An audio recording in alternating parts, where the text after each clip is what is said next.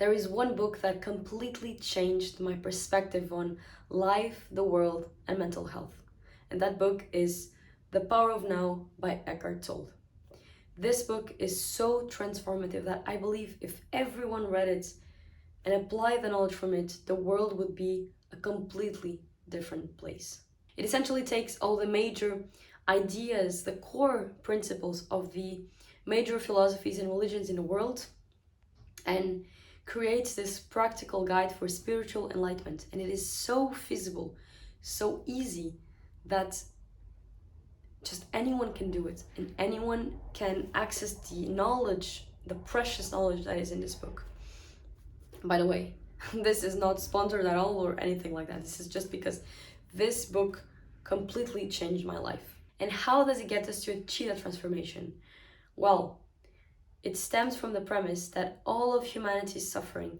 Everything seemingly bad that we have going on in our lives stems from the fact that we are unable to live in the present. We suffer because we are not able to accept what is, the present reality.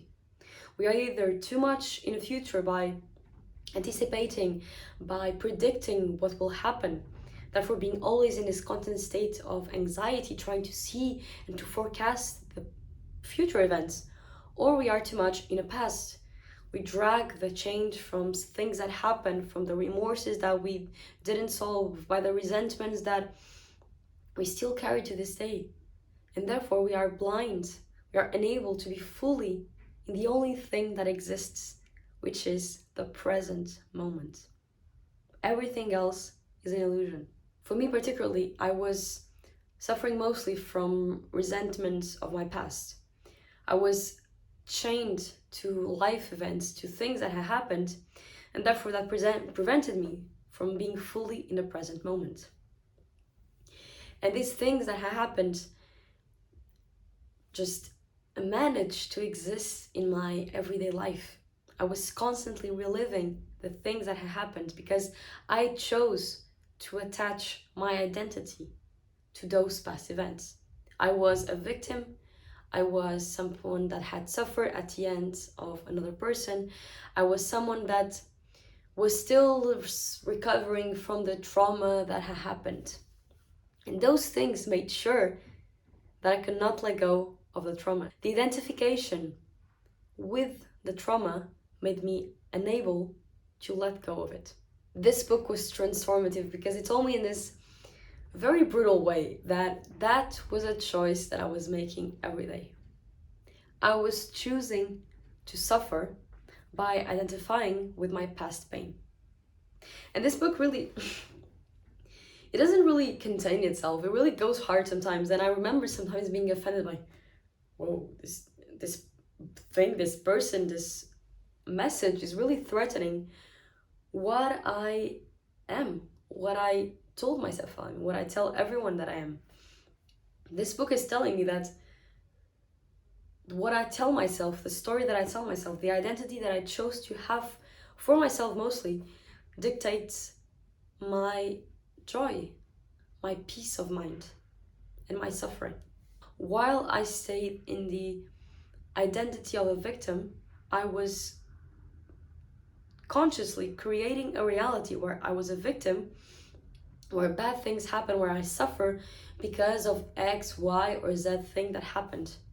I was giving my power to a past event that is no longer real. I was actively doing that because I was choosing that identity. You see, identities are very important for practical day-to-day lives. They allow us to explain to others and to get the same explanations from others in a very short amount of words, exactly what we are, what we're doing, what we will do. But they are not who we are. When you realize that your being, your core being, is way beyond that and is way more rich, way more powerful than the identities that you are presenting, that you are choosing to present yourself as, then they hold no power over you. Then your past holds no power over you, because it is just that, past. This book was a complete slap on my face. And I really mean that, because sometimes I was reading it and I was almost offended at how brutally it told me that I was choosing my own suffering. Specifically, at how I was choosing this identity of a victim, and therefore how I was influencing and literally shaping my world into that of a victim. I was almost saying to myself, who is this person to tell me that I am not this? Who are you to tell me that I am not my suffering, that I am not my identity, that I am not the pains that shaped my reality, that pains that shaped me into the person that I am today? That is me. I am that. Who are you to tell me that I'm not that? And it was precisely in that moment where I was getting offended and I was getting triggered by that I realized how identified I was with my suffering. Because when the choice of letting go of it was presented to me, I was still choosing to cling to it. I was still choosing to be in my suffering over letting go of it and choosing something different, because I was that attached to that identity. And that's when I realized that the ego, the thing that creates identities, really tries its best to latch on as much as possible to the identities that it creates, to the things in the world, the material things around the world, because it gives it a sense of security. If we have identities to explain ourselves to the world, then it gives us so much relief, so much security. The true choice and true bravery comes in realizing that you are so much more beyond that, and that you will only be free once you realize that you are not your identities, and that your identities are based on past or future experiences, which are therefore in existence and not real, and that the only thing that allows you to heal, even though I kind of despise that word, but the only way to truly heal is through the present, through choosing actively to be or not be something. Identities give the ego a sense of reassurance, like I was saying before. And I'm going to quote him, Eckart Tolle, on this one. So he says that identification with the mind creates an opaque screen of concepts, labels, images, words, judgments, and definitions that blocks all true relationship. It comes between you and yourself, between you and your fellow man and woman, between you and nature, between you and God. This sentence perfectly illustrates this idea that the mind is something that does its best to allow our survival.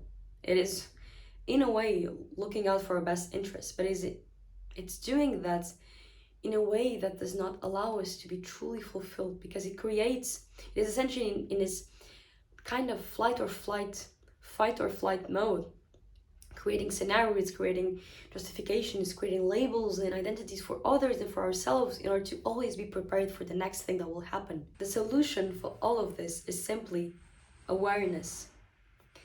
Being aware of things. I often say in these videos that it is enough sometimes to simply melt the problems away. When you bring light, when you shed light on something, it instantly becomes a lot less scary. The same applies to the question of the present time.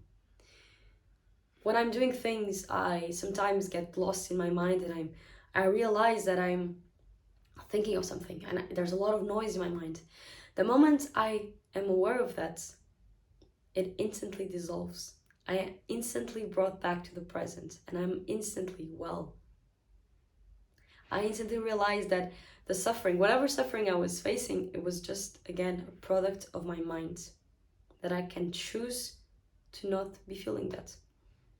One thing that now happens quite often is that I notice myself getting irritated or agitated or anxious, or I feel a disgust, or I feel something over a negative feeling over something, and I feel that, and I instantly become aware of it. And the moment I become aware of it, it's not that the feeling disappears, it's just that I look at it with a lot more distance, and I kind of laugh at myself. And I'm like, there goes my mind again, playing tricks on me. And just there's this lightness that comes into life when you start to take awareness and to bring awareness to the everyday things that you do. At first it's kind of a struggle, but then it starts to get a lot easier the more you do it. And then you're suddenly just laughing at yourself and not taking even your suffering seriously, because it's just a mental construct. It's not real. So the number one thing to do to dissolve the problem of time, of not being in a present, of identification with the mind is just awareness. It is simply awareness. And awareness does not even have to be in the form of a formal meditation where you sit down and you start to meditate. No, it's just looking at it.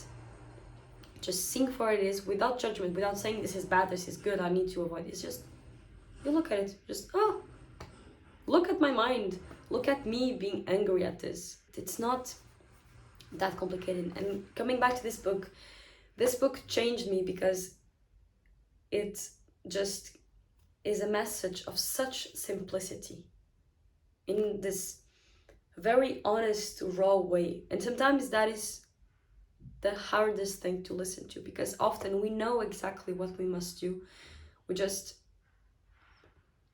lack very simplistic commands and instructions to do it. And this book is precisely that. It takes away all the fluff that often coexists with this spiritual guidance and all of that, and it just gives you the essential. I am completely in love with this book. It's kind of my Bible. I sometimes shuffle through it just to read this passage that I really need. I am a strong believer that the most important lessons and the most important habits to implement in your life are the most simple. This book is simple, and because of that, it is very transformative, and it changed my life.